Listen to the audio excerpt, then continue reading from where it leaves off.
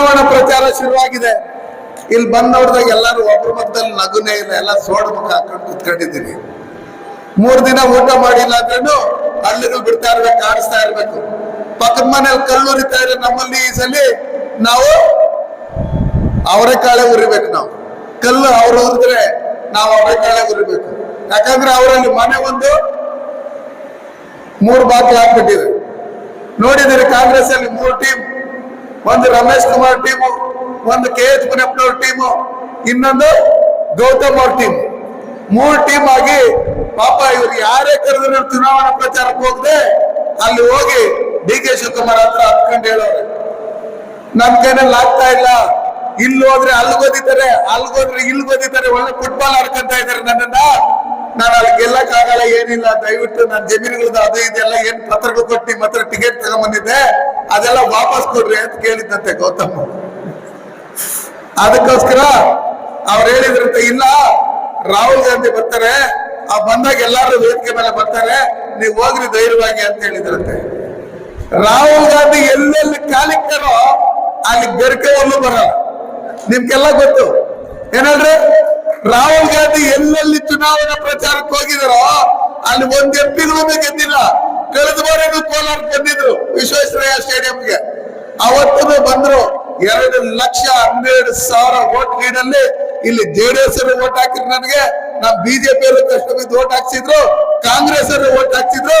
ಎಲ್ಲರ ಉದ್ದೇಶ, ಎಲ್ಲರ ಧ್ಯೇಯ, ಎಲ್ಲರ ಗುರಿ ಇದ್ದಿದ್ದು ನರೇಂದ್ರ ಮೋದಿ ಅವರು ಈ ದೇಶದಲ್ಲಿ ಪ್ರಧಾನಮಂತ್ರಿ ಆಗ್ಬೇಕು. ಅದಕ್ಕೋಸ್ಕರ ಕೋಲಾರಿಂದ ಒಂದು MP ಗೆಲ್ಸಿ ನಾವು ತೋರಿಸ್ಬೇಕು ಅಂತ ಹೇಳಿ ನೀವೆಲ್ಲ ಆಗಲೇ ಕೆಲಸ ಮಾಡಿ ವೋಟ್ ಹಾಕ್ಸಿದ್ದೀರಿ. ನೀವು ನೋಡಿದಿರಿ ಬಂಧುಗಳೇ, ಸ್ವತಂತ್ರ ಬಂದು 75 ವರ್ಷದಲ್ಲಿ 60 ವರ್ಷ ಈ ದೇಶದಲ್ಲಿ ಕಾಂಗ್ರೆಸ್ ಇತ್ತು. ನಾವು ಸರ್ಕಾರನ ನಾವು ಸಮ್ಮಿಶ್ರ ಮಾಡ್ಕೊಂಡಿದ್ದೀರಿ ವಿನಃ ಚುನಾವಣೆಯಲ್ಲಿ ಮೈತ್ರಿ ಆಗಿಲ್ಲ JDS ನಾವು ಯಾವತ್ತೂ.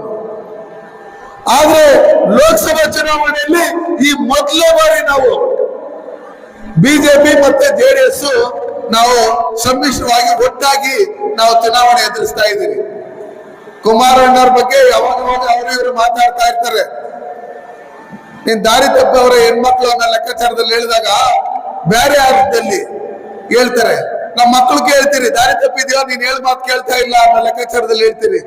ನಮ್ಮ ಅಕ್ಕ ತಂಗಿಯರು ಕೇಳ್ತೀರಿ, ಅಮ್ಮ ನಾನು ಹೇಳೋದೇ ಒಂದು, ನೀವು ಮಾಡೋದೇ ಒಂದು, ಯಾಕೆ ಈ ತರ ಅನ್ನೋ ಲೆಕ್ಕಾಚಾರದಲ್ಲಿ ಹೆಣ್ಣು ಮಕ್ಕಳ ಬಗ್ಗೆ ಅಪಾರವಾದಂತ ಗೌರವ ಇರೋದಕ್ಕೆ ಸನ್ಮಾನ್ಯ ದೇವೇಗೌಡರಿಗೆ ತೆನೆವತ್ತ ರೈತ ಮಹಿಳೆ ಅಂತ ಹೇಳ್ಬಿಟ್ಟು ಹೇಳಿ ಸಿಂಬಲ್ ಇಟ್ಕೊಂಡಿರ್ತಕ್ಕಂಥದ್ದು. ಈ ಮಹಿಳೆಯರಿಗೆ ಒಂದು ದಿನನೂ ಮರ್ಯಾದೆ ಕೊಡದೇ ಇರ್ತಕ್ಕಂಥ ಈ ಕಾಂಗ್ರೆಸ್ ಅವರು ಲೋಕಸಭೆಯಲ್ಲಿ ಅಧಿರಂಜನ್ ಚೌಧರಿ ಅಂತ ಹೇಳ್ಬಿಟ್ಟು ಹೇಳಿದ್ದಾರೆ. ನಮ್ಮ ಪವರ್ ಟಿವಿಯಲ್ಲಿ ಬಂದು ನೆಪ್ಪೆ ಹಾಕೊಂಡು ಕುತ್ಕೊಂಡವ್ರು, ಅವ್ರಿಗೆ ಗೊತ್ತು. ಈ ದೇಶದ ರಾಷ್ಟ್ರಪತಿಗೆ ಗೌರವ ಕೊಟ್ಟಿಲ್ಲ ಕಾಂಗ್ರೆಸ್ ವಿರೋಧ ಪಕ್ಷದ ನಾಯಕರು. ಅದಾದ್ಮೇಲೆ ಸಿದ್ದರಾಮಯ್ಯ ದ್ರೌಪದಿ ಮುರ್ಮು ಅವರಿಗೆ ಏಕವಚನದಲ್ಲಿ ಮಾತಾಡಿದ್ರು. ಮೊನ್ನೆ ಕಂಗನ ನಮ್ಮ ಭಾರತೀಯ ಜನತಾ ಪಾರ್ಟಿಯ ಕ್ಯಾಂಡಿಡೇಟ್ ಅವ್ರ ಬಗ್ಗೆನೂ ಅವಹೇಳನಕಾರವಾಗಿ ಅಶ್ಲೀಲವಾಗಿ ಅವರು ಟ್ವಿಟ್ಟರ್ ಅಲ್ಲಿ ಇನ್ನೊಂದ್ರಲ್ಲಿ ಮತ್ತೊಂದ್ರಲ್ಲಿ ಹಾಕಿದ್ರು.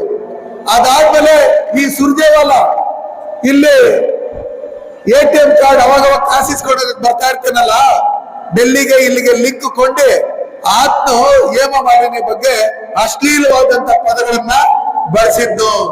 ಅದಾದ್ಮೇಲೆ ಸಿದ್ದರಾಮಯ್ಯ ಹತ್ರ ಏನು ಜನತಾ ದರ್ಶನದಲ್ಲಿ ಹೋದಂತ ಸಂದರ್ಭದಲ್ಲಿ ಒಂದು ನಮ್ಮ ಮುಸಲ್ಮಾನ್ ಮಹಿಳೆ ಸೆರಗಿಡ್ದು ಎಳೆದಿದ್ರು. ಏನಣ್ಣ ಸೆರಗಿಡ್ದು ಎಳೆದಿದ್ರು. ಅದಾದ್ಮೇಲೆ ನೀವು ನೋಡಿದಿರಿ, ಸಿದ್ದರಾಮಯ್ಯನವರು ಸ್ಟೇಜ್ ಮೇಲೆ ಇದ್ರೆ ಒಂದು ಹೆಣ್ಮಕ್ಳು ಮುತ್ತು ಕೊಟ್ಟಿದ್ರು. ಇದು ಅವ್ರ ಹೆಣ್ಮಕ್ಳನ್ನ ನಡ್ಸ್ಕೊಂಡಿರ್ತಕ್ಕಂಥ ರೀತಿ. ಹಂಗಿರ್ತಕ್ಕಂಥ ಸಂದರ್ಭದಲ್ಲಿ ಇವರಿಗೆ ಹೆಣ್ಮಕ್ಳಿಗೆ ಮರ್ಯಾದೆ ಕೊಡಂತ ಯೋಗ್ಯತೆ ಇವ್ರಿಗಿಲ್ಲ.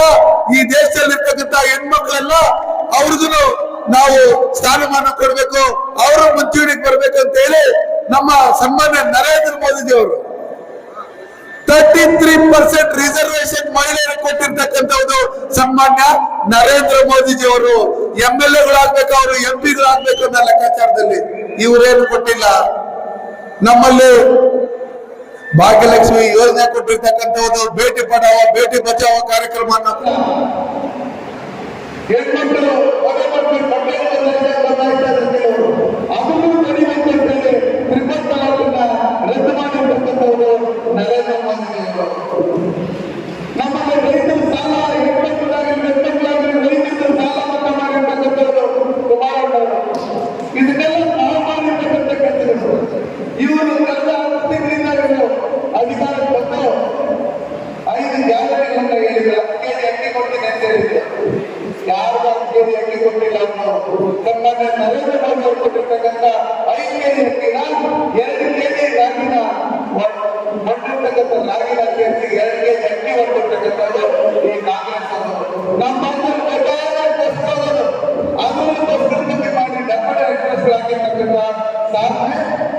ಕಾಂಗ್ರೆಸ್ ಅದಾದ್ಮೇಲೆ ಕರೆಂಟ್ 24/7 ಕೊಡ್ತೀರಿ, ಫ್ರೀ ಕರೆಂಟ್ ಕೊಡ್ತೀರಿ ಅಂತ ಹೇಳಿ ಇವತ್ತು ದಿನಕ್ಕೆ 10 ಸರಿ ಕರೆಂಟ್ ಹೋಗಿ ನಮಗೆ ಕಟ್ಟಲು ಬಗ್ಗೆ ಕೊಟ್ಟಿರ್ತಕ್ಕಂಥದ್ದು ಈ ಕಾಂಗ್ರೆಸ್ ಅವರು. ಹಿಂದೆ ನಾವು ರೈತರು ಓಟ್ ಹಾಕಿ ಮುಖ್ಯಬೇಕಂದ್ರೆ ನಾವು 25,000 ಎಲ್ಲ ಎಲ್ಲ ಬಂದಿರೋ ರೈತ ಕಂಬ ಎಲ್ಲ ಇವತ್ತು 2 ಲಕ್ಷಕ್ಕೆ 2.5 ಲಕ್ಷ ಕಟ್ಟಬೇಕು. ಅದನ್ನು ಮಾಡಿರ್ತಕ್ಕಂಥದ್ದು ಈ ನಾಯಕರಾದಂತ ಕಾಂಗ್ರೆಸ್ ಮಾಡಲು. ಇವತ್ತು ಯಾವುದೋ ಒಂದು ರೆಡ್ಡಿನ ಸೈಡ್ ರಿಜಿಸ್ಟ್ರೇಷನ್ ಮಾಡಬೇಕಂದ್ರೆ ಕಡಿಮೆ ಫೀಸ್ ಆಗ್ತಾ ಇದೆ. ಇವತ್ತು ಅದನ್ನ 10 ಪಟ್ಟು ಜಾಸ್ತಿ ಮಾಡಿರ್ತಕ್ಕಂಥದ್ದು ಈ ಕಾಂಗ್ರೆಸ್ ಅವರು. ಇವತ್ತು ಅದು ಎಣ್ಣೆ ಇರ್ಬೋದು, ಏನೆಣ್ಣೆ, ಒಳ್ಳೆ ಎಣ್ಣೆ ಇರ್ಬೋದು, ಈ ಎಣ್ಣೆ ಇರ್ಬೋದು, ಎಲ್ಲ ಎಣ್ಣೆಗಳನ್ನ ನಿಮ್ಗೆ 2,000 ರೂಪಾಯಿ ಕೊಡ್ತೀನಿ ಅಂತ ಹೇಳಿ ಊರಲ್ಲಿ 10 ಜನಕ್ಕೆ ಹೆಣ್ಮಕ್ಳಿಗೆ 2,000 ರೂಪಾಯಿ ಹಾಕಿ ಊರಲ್ಲಿರ್ತಕ್ಕಂಥ ಗಂಡ್ಮಕ್ಳೆಲ್ಲ ಪಾಲ್ಗೊಂಡು ಹೋದ್ರೆ ಒಂದಷ್ಟು ಪಾಲ್ಗೊಂಡ್ರೆ 50 ರೂಪಾಯಿ ಜಾಸ್ತಿ ಮಾಡಿ ನಮ್ಮ ಗಂಡ್ಮಕ್ಳಿಂದ ಬಡ್ಡಿ ಸಮೇತ ದುಡ್ಡು ವಸೂಲಿ ಮಾಡ್ಕೊಳ್ತಾ ಇರ್ತಕ್ಕಂಥವ್ರು ಈ ಕಾಂಗ್ರೆಸ್ ಅವರು. ಹಾಗಿರ್ತಕ್ಕಂಥ ಸಂದರ್ಭದಲ್ಲಿ ಸನ್ಮಾನ್ಯ ನರೇಂದ್ರ ಮೋದಿ ಅವರು ನಮಗೆಲ್ಲ ಕೊರೋನಾ ಇಂಜೆಕ್ಷನ್ ಕೊಟ್ಟಿರ್ತಕ್ಕಂಥದ್ದು ಫ್ರೀನೇ. ಅಮೆರಿಕ, ರಷ್ಯಾ ಎಲ್ಲ ಒಂದೊಂದು ಕೊರೋನಾ ಇಂಜೆಕ್ಷನ್ಗೆ 30,000 35,000 ಕೊಡಬೇಕಾಗಿತ್ತು. ಒಂದು ಕೊರೋನಾ ಚೆಕ್ ಮಾಡ್ಬೇಕಂದ್ರೆ ಅದಕ್ಕೆ 2,000 ಕೊಡಬೇಕಾಗಿತ್ತು. ನಮ್ಗೆ 2 ಕೊರೋನಾ ಇಂಜೆಕ್ಷನ್ ಕೊಟ್ಟು ಒಂದು ಬೂಸ್ಟರ್ ಕೊಟ್ಟಿರ್ತಕ್ಕಂಥವ್ರು ಸನ್ಮಾನ್ಯ ನರೇಂದ್ರ ಮೋದಿ ಅವರು. ಕೊರೋನಾ ಟೈಮಲ್ಲಿ ಒಬ್ಬರು ಮನೇಲಿ 5 ದಿನ 50 ಕೆಜಿ 100 ಕೆಜಿ ಫ್ರೀಯಾಗಿ 30 ತಿಂಗಳು ಫ್ರೀಯಾಗಿ ಅಕ್ಕಿ ಕೊಟ್ಟಿರ್ತಕ್ಕಂಥವ್ರು ಸನ್ಮಾನ್ಯ ನರೇಂದ್ರ ಮೋದಿ ಅವರು. ಆಯುಷ್ಮಾನ್ ಭಾರತ್ ಪ್ರತಿಯೊಂದು ಮನೆಯಲ್ಲೂ 1 ವರ್ಷಕ್ಕೆ 5 ಲಕ್ಷ ಉಚಿತವಾಗಿ ಆರೋಗ್ಯ ಸೇವೆ ಸಿಗಬೇಕಂತ ಆಯುಷ್ಮಾನ್ ಭಾರತ್ ಕಾರ್ಡ್ ಕೊಟ್ಟಿರ್ತಕ್ಕಂಥವ್ರು ಸನ್ಮಾನ್ಯ ನರೇಂದ್ರ ಮೋದಿ ಅವರು. ನಮ್ಮ ಹೆಣ್ಮಕ್ಳು ಸೌದೆಯಲ್ಲಿ ಅಡಿಗೆ ಮಾಡಬಹುದಾಗ ಯಾವ ತರ ಕಷ್ಟ ಬರ್ತಾ ಇದ್ರು, ಈ ಕಷ್ಟಗಳಿಂದ ಅವರ ದೂರ ಮಾಡಬೇಕಂತ ಹೇಳಿ ಉದ್ಯೋಗ ಯೋಜನೆಯಲ್ಲಿ 16 ಕೋಟಿ ಹೆಣ್ಮಕ್ಳಿಗೆ ಉಚಿತವಾಗಿ ಗ್ಯಾಸ್ ಸಿಲಿಂಡರ್ಗಳನ್ನು ಕೊಟ್ಟು ಅದು ಸಬ್ಸಿಡಿ ಕೊಟ್ಟು ಇವತ್ತು 1,400 ರೂಪಾಯಿ ಕಾಂಗ್ರೆಸ್ ಸರ್ಕಾರದಲ್ಲಿ ಗ್ಯಾಸ್ ಸಿಲಿಂಡರ್ಗಳು ಇವತ್ತು 600 ರೂಪಾಯಿಗೆ ಮಾಡಿ ಇರ್ತಕ್ಕಂಥದ್ದು ಸನ್ಮಾನ್ಯ ನರೇಂದ್ರ ಮೋದಿ ಅವರು.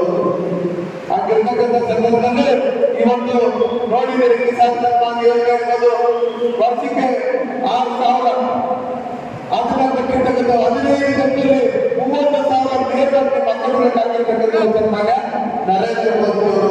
ನಮ್ಮ ರಾಜ್ಯ ಸರ್ಕಾರ 4,000 ಕೊಡ್ತಾ ಇದ್ದಿದ್ದ ಅದನ್ನ ವಾಪಸ್ ಕಿತ್ಕೊಂಡಿರ್ತಕ್ಕಂಥದ್ದು ಈ ಕಾಂಗ್ರೆಸ್ ಸರ್ಕಾರ.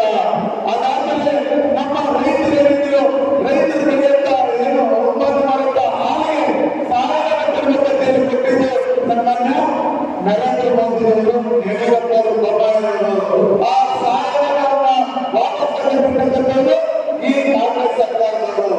ಇದನ್ನೆಲ್ಲ ನೋಡ್ಕೊಂಡ್ತಾ ಇದ್ರೆ 10 ದಿನದಿಂದ ಇವರು ಮಾಡಿರ್ತಕ್ಕಂಥ ಭ್ರಷ್ಟಾಚಾರ. ಬೆಂಗಳೂರಲ್ಲಿ ಯಾವುದೋ ಮೀಡಿಯಾ ಕಟ್ಟೋದ್ರಿಂದ ಒಂದಡಿಗೆ 100 ರೂಪಾಯಿ ಕಮಿಷನ್ ಡಿಕೆಶಿವಕುಮಾರ್ಗೆ ಸಿದ್ದರಾಮಯ್ಯವರು ಕಟ್ಟಿದ್ರೆ ಅಲ್ಲಿ ಕಾರಣಗಳು ಕೊಡುವಂತದ್ದು. ಇದನ್ನೆಲ್ಲ ಮಾಡ್ತಕ್ಕಂಥ ಈ ಕಾಂಗ್ರೆಸ್ ಅವರು ಗೌರವ ಹುಟ್ಟಿದಾಗಿದೆ. ನಮ್ಮನ್ನು ಮಂತ್ರಿ ಹೋಗಿ ಅವ್ರನ್ನ ನಮ್ಮ ಮುಳುಬಾಗಿಲಿಗೆ ಕೊಟ್ಟವರು ಕೆಲಸ ಮಾಡಿಕೊಟ್ಟಿದ್ರೆ 2 ಮುಖ್ಯಗಳಿಗೆ ನಮ್ಮ ಮುಳುಬಾಗಿಲು ಅದರದ್ದು ಇದರದ್ದು ಅಂತ ಕೇಳಿದ್ರು. ಅದಕ್ಕೆ ಅವ್ರು ಏನ್ ಹೇಳಿದ್ರು ಅಂತ, ನಿನ್ ಕೆಲಸ ಬೇಕಾ, ಕಾಸು ಬೇಕಾ, ನಮ್ಮ ಪಾರ್ಟಿ ತಂದ್ಕೊಡೋದು. ಅದಕ್ಕೆ ಮಂತ್ರಿ ಹೇಳಿದ್ರು, ನಾನು ನೆಮ್ಮದಿಯಿಂದ ನಾವು ಅಷ್ಟರಿಕ ಮಾನ ಮರ್ಯಾದೆ ಇಟ್ಕೊಂಡು ನಾವು ಮುಳುಬಾಗಿಲಿದ್ದೀನಿ. ನೀನ್ ಪಾರ್ಟಿ ಬಂದ್ರೆ ಎಲ್ಲಿ ನಾವು ಖಾಲಿ ಆಗಿದ್ರೆ ನೀನ್ ಬರ್ತಾ ಕರ್ನಾಟಕದಲ್ಲೂ ಖಾಲಿ ಆಗ್ತಿದೆ. ನೀನ್ ಸಾಹಸಗಾರ ನಮ್ಮ ಸರ್ಕಾರದವರು ದೇವೇಗೌಡರು ನಮ್ಮ ನರೇಂದ್ರ ಮೋದಿ ಅವರು ಸಪೋರ್ಟ್ ಮಾಡ್ತಾರೆ, ಕುಮಾರಸ್ವಾಮಿ ಸಪೋರ್ಟ್ ಮಾಡ್ತಾರೆ. ಇದುವರೆಗೂ ಏನಾದ್ರು ಮುಳುಬಾಗಿಲಲ್ಲಿ ಡೆವಲಪ್ಮೆಂಟ್ ಕೆಲಸ ಆಗಿದೆ ಅದು ಸರ್ಕಾರ ನರೇಂದ್ರ ಮೋದಿ ಅವರು ಕೊಟ್ಟಿರ್ತಕ್ಕಂಥ ಇವತ್ತು ಪಂಚಾಯತಿಯಲ್ಲಿ ರಸ್ತೆ ಇರ್ಬೋದು, ಬೈಲರ್ ಇರ್ಬೋದು, ಟಾಯ್ಲೆಟ್ ಇರ್ಬೋದು, ಲೈಟ್ಗಳಿರ್ಬೋದು,